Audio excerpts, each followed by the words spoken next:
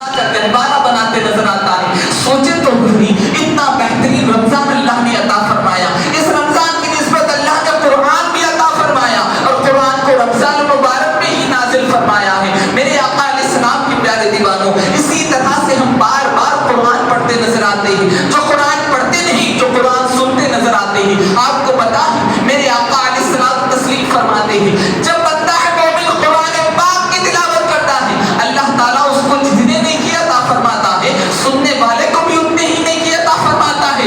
یوں تو عام دلوں کی بات ہے، مگر رمضان میں میرے آقا علیہ السلام فرماتے ہیں جب بندہ ایک نیکی کرنے کا ارادہ کرتا ہے، اللہ 70 گناہ عطا کرتا ہے اور مزید وہ نیکیوں پر عمل کرتا ہے. اس کی رحمت وسیع ہوتے ہوتے جاتے 700 گناہ تک بڑھ جاتی ہے. یہاں تک کہ میرے آقا علیہ السلام فرماتے ہیں کیونکہ بندہ اللہ کی رضا کے لیے روزہ رہتا ہے تو بدلہ بھی میں ہی عطا فرماؤں گا. آپ سوچیں تو صحیح اللہ کی رحمت بندے پر کتنی نچھاور ہو رہی ہے. ہر لمحہ بندے کو اللہ کی یاد آ رہی ہے، پانی کی شدت سے پیاس ہو رہی ہے، مگر خوف خدا بندی اسے یاد ہے. رشتہ دار اس سے کچھ مطالعہ کر رہے ہیں، وہ اپنے جیبوں میں ہاتھ ڈال کر تلاش کر رہا ہے تاکہ میں انہیں دیکھ کر ثواب کا حقدار ہو جاؤں، میں اس کی مدد کر کر ثواب کا حقدار ہو جاؤں. کوئی یہاں پر سامان لے کر جا رہا ہے، بوڑھی ماں کو دیکھتا ہے، بوڑھی خالہ کو دیکھتا ہے، سامان بہت ہو چکا ہے، وہ اٹھا کر وہ ثواب پانے کی نیت سے چلتے نظر آتا ہے. ہر لمحہ اسے ثواب کی فکر ہوتی ہے، گویا کہ رمضان اسے کیا حقیقت میں اللہ نے کیوں زمین پر بھیجا، وہ رب ذوالجلال رمضان کے ذریعے اسے بتا رہا ہے رمضان ہم نے اسی لیے دیا کہ ہمارے راہ پر تم گامزن ہو جاؤ. اسی طرح سے ہم دیکھو جب قرآن والے بن جاتے ہیں، قرآن پڑھنے والے بن جاتے ہیں، جو قرآن سمجھتے نہیں پڑھتے ہیں، اب دل میں قرآن پڑھتے پڑھتے خیال آتا ہے کیوں نہ میں اسے سمجھنے والا بن جاؤں، کیوں نہ میں اسے جاننے والا بن جاؤں. رب کیا کہہ رہا ہے قرآن میں، اگر مجھ سے کوئی پوچھے تو میں کیا جواب دوں گا. میرے آقا علیہ السلام کے پیارے دیوانوں، قرآن پاک ایک ایسی کتاب ہے جس میں رب ذوالجلال فرماتا ہے الف لام میم ذالک الکتاب لا ریب فیہ، یہ وہ کتاب ہے اس میں کوئی شک کی گنجائش نہیں. علماء فرماتے ہیں رائے کا دانہ لے کر اگر صدی اس کوٹ سے اگر دیکھتا ہے بڑے دانے کو 1000 دانے بھی کرتا ہے، اس کے ایک ایک ریشے کے برابر بھی قرآن میں کوئی شک کرنے والی آیات پیدا نہیں ہوگی، بلکہ سب پر وہ عمل کرے گا، انعام پاتے نظر آئے گا، سب پر اس کا ایمان لانا ضروری ہے. اب آگے قرآن سے پوچھو کہ اس کو ہدایت کون دینے والا ہے، ہدایت پر کون گامزن ہے، تو فرمایا ھدی للمتقین، یعنی ہدایت انہی کو ملے گی جو تقوی اختیار کرے گا. رمضان آتے ہی سب کو تقوی کی پر بڑھ جاتی ہے، سب وضو سے رہنا گوارا کرتے ہیں، سب جھوٹ سے بچنا گوارا کرتے ہیں. کوئی جھوٹ بول رہا بھی ہے اس کے دل میں اس سے ہاتھ ملاتے ہیں، مصافحہ کرتے ہیں، شفقت سے ملتے ہیں، کہتے ہیں کیوں میرے بھائی جھوٹ کیوں بول رہا ہے، سچ کہہ دینا، سچ کہنے سے اللہ تعالیٰ تجھے اجر دیتا ہے. یعنی لڑائی بھی جھوٹ ہوتی ہے، گناہ سے بچانے کا بھی انسان کام کرتا ہے. اگر دور سے کوئی غصے میں آ کر گالی دے رہا ہے وہ بندہ اسے بھی روکتے نظر آتا ہے. جو میرے آقا علیہ السلام ارشاد فرماتے ہیں ایمان کی علامتوں سے یہ علامت ہے کہ اگر بندہ گناہ کو دیکھے تو وہ گناہ کو روکنے والا بن جائے زبان سے، اگر زبان سے نہیں تو ہاتھوں سے روکے، ہاتھوں سے نہیں تو کم سے کم گناہ کو گناہ تصور کرے. آپ سوچیں رمضان آتے ہی کوئی بڑا سا بڑا بھی انسان ہو، بڑا سا بڑا جاہل بھی ہو، تو اگر وہ گالی دیتا ہے تو انسان بے باکی سے کہتا ہے کیوں میرے صاحب گالی دے رہے ہو، آج رمضان ہے، بندے روزے ہیں، اگر وہ روزے بھی دار ہوگا تم گالی نہ دو، اسے بلا نہ کہو، بلکہ محبت سے کہہ دو کہ اس چیز کو یہاں نہیں اس چیز کو ادھر رکھ دو، یہ گاڑی کو یہاں نہیں وہ گاڑی کو یہاں رکھ دو. یعنی محبتوں سے باتیں کرنا رمضان ہمیں سکھاتا ہے. وہی رمضان کے چاہنے والے اگر قرآن کا ترجمہ اسی مہینے میں ہم سمجھنے والے بن جائیں گے، سوچو ہمارا عالم کیا ہوگا. جبھی بھی تنہائی میں ہم ہوں گے اور تنہائی میں ہو کر قرآن کو پڑھتے پڑھتے ترجمے پر غور کریں گے، ہمارا دل باغ باغ ہو جائے گا، ہمیں مصیبتوں سے نکالنے کا ذریعہ مل جائے گا. قرآن بندے کو راہ راست بتاتا ہے، اسی لیے ہم قرآن کے اندر بار بار پڑھتے ہیں اہدنا الصراط المستقیم. آپ ذرا کسی بندے سے تو پوچھو اگر تجھے جانا ہے تو کون سا راستہ اختیار کرنا ہوگا، وہ باضابطہ یہی کہے گا مجھے سیدھے راستے پر جانا ہوگا. اگر میں سیدھے راستے سے بھٹک جاؤں گا مجھے منزل مقصود نہیں ملے گی. اس سیدھے راستے کی تلاش بندے کو ایکسپرٹ ہی دیتا نظر آئے گا، کامل ہی دیتا نظر آئے گا. آپ دیکھیں اگر بندہ ڈگری بھی ہولڈر ہوگا، اب BA بھی ہولڈر ہوگا، اسے پڑھنا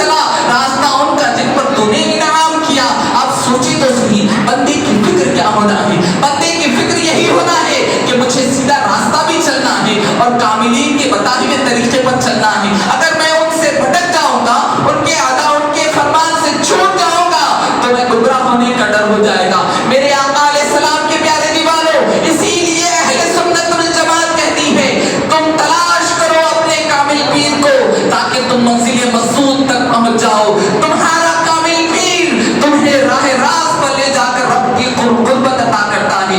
آپ کو پتا ہے حضور غریب نواز علیہ الرحمہ کیسے یہ ولایت کے منصب پر پائے؟ جب حضور غریب نواز علیہ الرحمہ عبادت کر رہے تھے, ذکر اذکار کر رہے تھے, پیر کی تلاش کے لیے وہ منزل نکلنے کے بعد شیخ ہارون میاں علیہ رحمت رضوان کی خدمت میں گئے. وہ کاملوں کے کامل تھے, وہ سب سے بڑے اولیاء کامل تھے.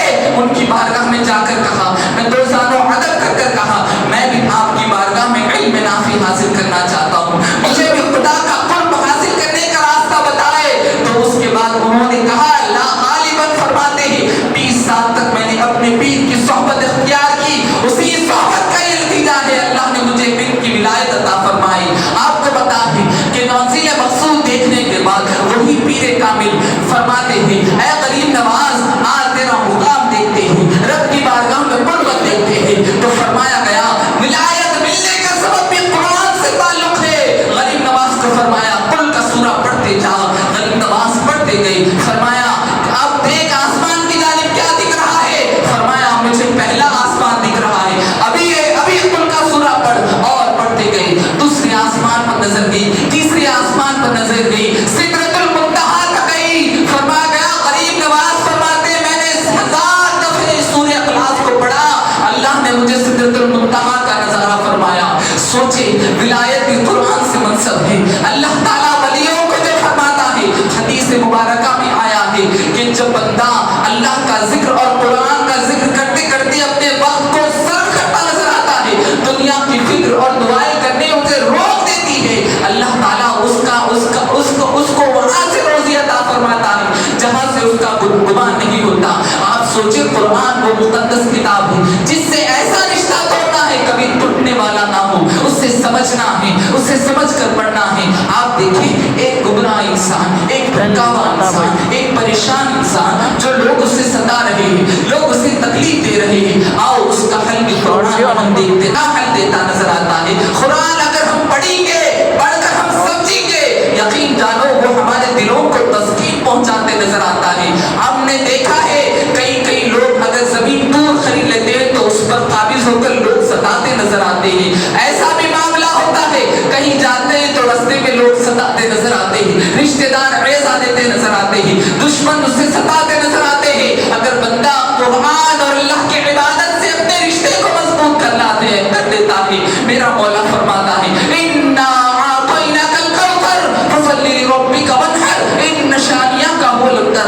آپ اس کا ترجمہ پڑھیں, مفسرین فرماتے ہیں اِنَّا أَعْطَيْنَاكَ الْكَوْثَرَ سے مصطفیٰ جان رحمت صلی اللہ علیہ وسلم کی شان ہے کہ بروز قیامت اللہ تعالیٰ انہیں کوثر عطا فرمائے گا. آپ سوچیں ایک ہی شان مصطفیٰ سے بندوں کو بھی اللہ نے ہدایت فرما رہا ہے. کیسے کہ اے انسان ہم نے تمہیں بھی کثرت عطا فرمائی. کیسی کثرتیں؟ آنکھ کی شکل میں تمہیں کثرت دی, ہاتھ کی شکل میں تمہیں کثرت دی, پاؤں کی شکل میں تمہیں کثرت دی, ماں باپ کی شکل میں تمہیں کثرت دی, دنیا میں جینے کے لیے رحم و کرم فرما کر کثرت عطا فرمایا. اسی طرح دیکھیں اس کے بعد فرمایا فَصَلِّ لِرَبِّكَ وَانْحَرْ. بندے کو کچھ نعمتیں ملتی ہیں تو بندہ نعمتوں کے بدلے اللہ کا شکر ادا کرتا ہے. کوئی دوست اسے انعام دے دے تو وہ انعام کے طور پر اس کا شکریہ ادا کرتا ہے. اسٹیج پہ اگر کوئی پھول بناتا ہے, گلے مل کر کہتا ہے کہ تیرا بہت بہت شکریہ.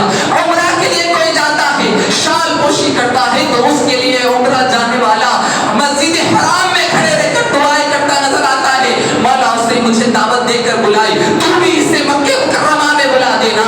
میرے آقا علیہ السلام میں مدینے کی فضاؤں میں آ جایا ہوں, مجھے استقبالی طور پر اس نے بلایا تھا, تو بھی انہیں مدینے کی گلیوں میں بلا لینا. یعنی بندے پر کوئی احسان کیا جائے تو اس کا شکر ادا کرتا ہے. رب تو ہم پر بے شمار احسان کیا.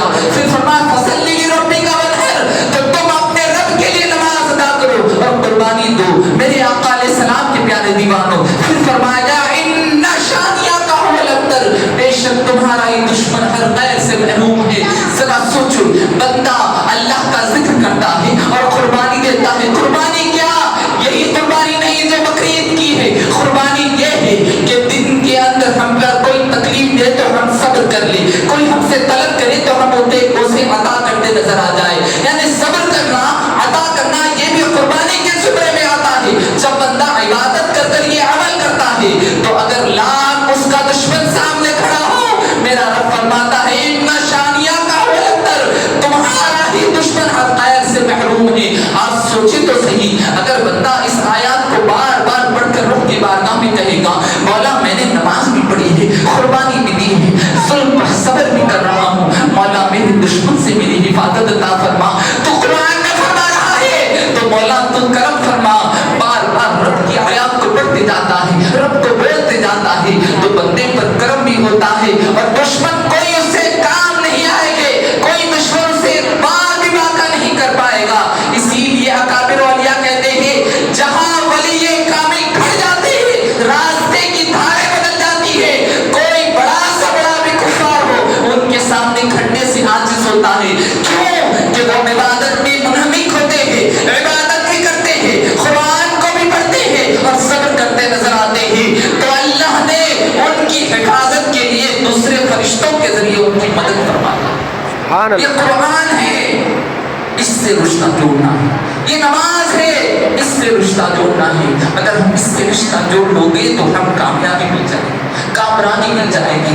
جب بندے کا اخلاص قابل منزل تک پہنچ جاتا ہے، اللہ پر بھروسہ ہو جاتا ہے، آپ ذرا اپنے ہی دوستوں سے پوچھ لیں، کسی سے پوچھ لیں کوئی محبت کرتا ہے تو اس کی محبت کے بارے میں پوچھے، وہ بار بار وہی باتیں کرتے نظر آئے گا، وہ بار بار یہی صدائیں لگاتے نظر آئے گا، اس کے چرچوں کو بار بار دہراتے نظر آئے گا، اس سے پوچھا جائے گا کہ تو کیوں اسے کہتا ہے، تو میں اسے بے پناہ چاہتا ہوں، اسی لیے وہ چیز پسند ہے تو میں بار بار کہتا نظر آتا ہوں۔ بندہ بھی اگر قرآن کی آیتوں کو پڑھے اور کہے میرے رب کا کلام ہے میں کیوں نہ اسے پڑھوں، اسے پڑھتے جائے اور اس کی محبت کو دل میں اتارتے جائے، اس کی حاجتیں بھی پوری ہوگی، اسے منزل مقصود تک بھی لے جائے گا، اور جو طلب کرے گا رب ذوالجلال اسے عطا فرمائے گا۔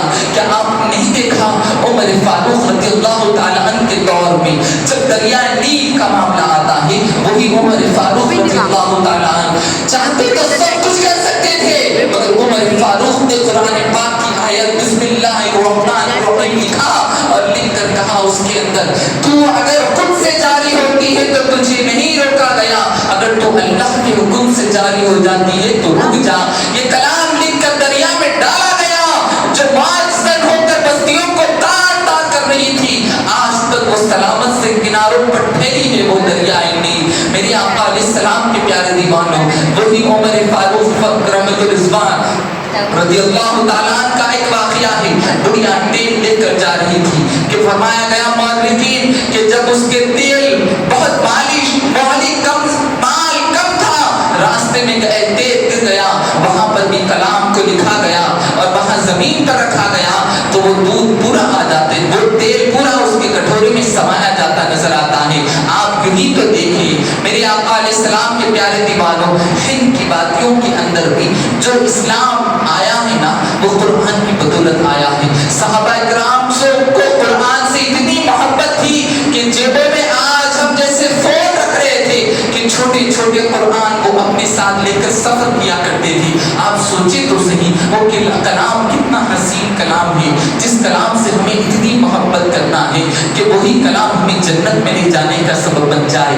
ایک دفعہ میرے آقا علیہ السلام فرماتے ہیں اے صحابی کیا میں تمہیں وہ 30 آیتیں نہ بتا دوں جو بروز قیامت تمہاری رب کی بارگاہ میں سفارش کریں گے؟ فرمایا ہاں یا رسول اللہ صلی اللہ علیہ وسلم، فرمائے تو فرمایا گیا کہ جو رات میں سورہ تبارک الذی پڑھتا ہے قیامت کے دن اللہ کی بارگاہ میں وہ سفارش کرے گا اے رب قدیر اس کی بخشش فرما اور اسے جنت عطا فرما۔ یہ قرآن تمہیں بخشش کا بھی ذریعہ عطا فرماتا ہے۔ آپ نے نہیں سنا ہمیں پڑھنا نہیں آیا تو رب کے یہ مہینے میں کوشش کرے کہ میں کچھ وقت نکال کر قرآن پڑھ لوں، مگر جو نہیں پڑھ سکے جسے یاد نہیں ہوتا چند سوروں پر ہی وہ اپنی زندگی بسر کرتے ہیں، زبان کی لکنت ہے، یادداشت بھول جا رہی ہے، ان کے لیے بھی اسلام کیسے کیسے نعمتیں عطا فرمایا۔ میرے آقا علیہ السلام کا گزر ہوتا ہے، ایک صحابی رسول سورہ اخلاص پڑھتے ہیں، فرمایا گیا یہی سورت تمہیں جنت عطا فرمائے گا۔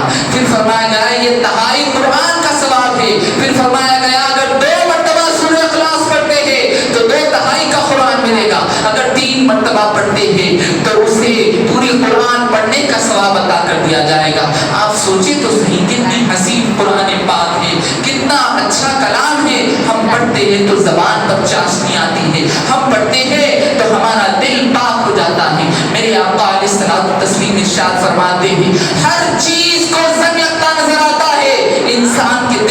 زنگ لگتا ہے. صحابہ نے کہا یا رسول اللہ انسان کے دل کو زنگ لگ جائے تو وہ کیا کرے؟ میرے آقا علیہ السلام فرماتے ہیں وہ اللہ کا ذکر کرے اور قرآن پاک کا ذکر کرے, وہ موت کو کثرت سے یاد کرے اور قرآن کا ذکر کرے.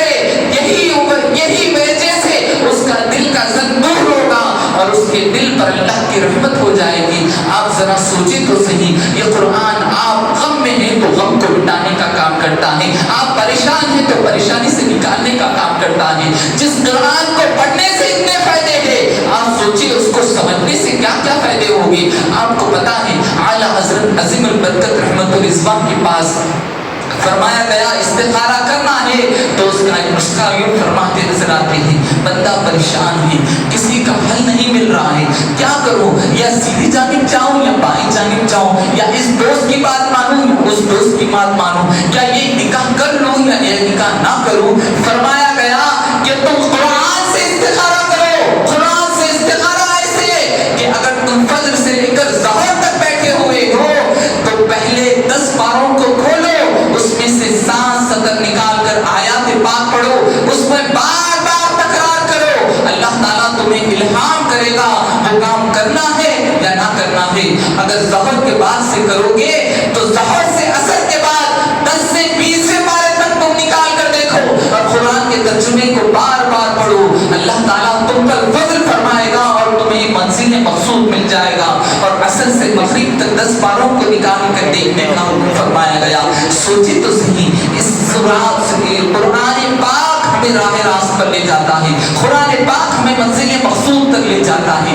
آپ کو پتا ہے کہ ایک دفعہ میرے آقا علیہ الصلوۃ والتسلیم کی بارگاہ مقدس میں ایک جنازہ آتا ہے. جنازہ آنے کے بعد کہا جاتا ہے تو میرے آقا پوچھتے ہیں کیا اس پر کچھ قرض واقعی ہے؟ تو فرمایا گیا ہاں یا رسول اللہ اس پر 4 درہم قرض ہے. فرمایا تم اس کی نماز جنازہ پڑھا دو. فوراً جبریل امین علیہ السلام نازل ہوتے ہیں, ہو کر عرض کرتے ہیں یا رسول اللہ صلی اللہ علیہ وسلم اللہ نے مجھے انسان کے بیس میں دنیا میں بھیجا اور حکم فرمایا اس کے 4 درہم قرض کو میں اس کے مالک تک پہنچا دوں. میں نے 4 درہم قرض ادا کر دی اور اللہ نے فرمایا آپ کو اس کے جنازے کی نماز پڑھانے کے لیے اور ساتھ ساتھ فرمایا گیا اس کی نماز جنازہ میں جو شامل ہوگا اللہ اس کی بخشش فرما دے گا.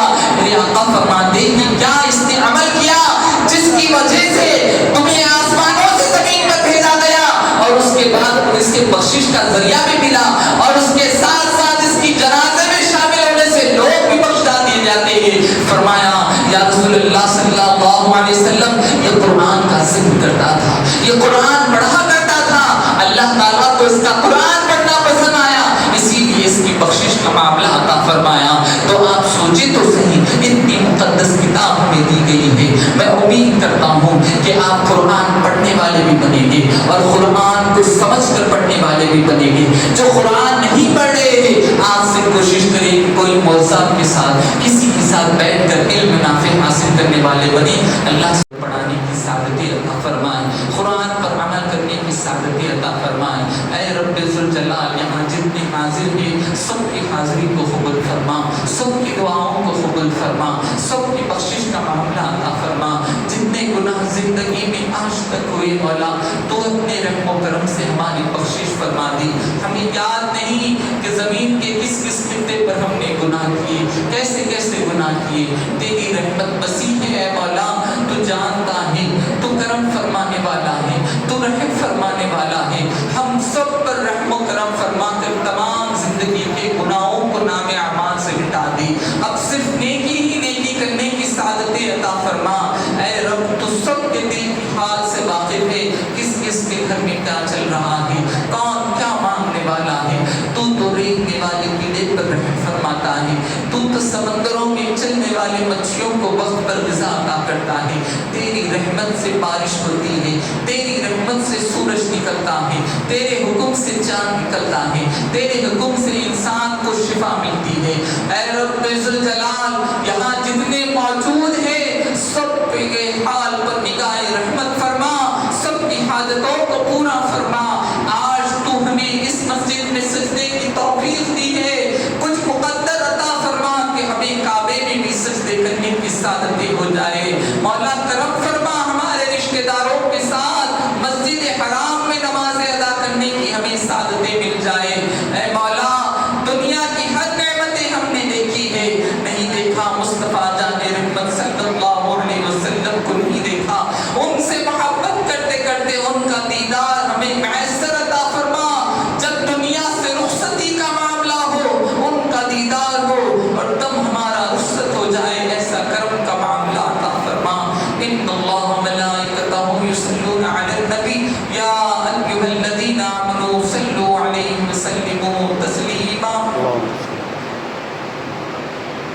سبحان ربك رب العزة عما يصفون والسلام على المرسلين والحمد لله رب العالمين.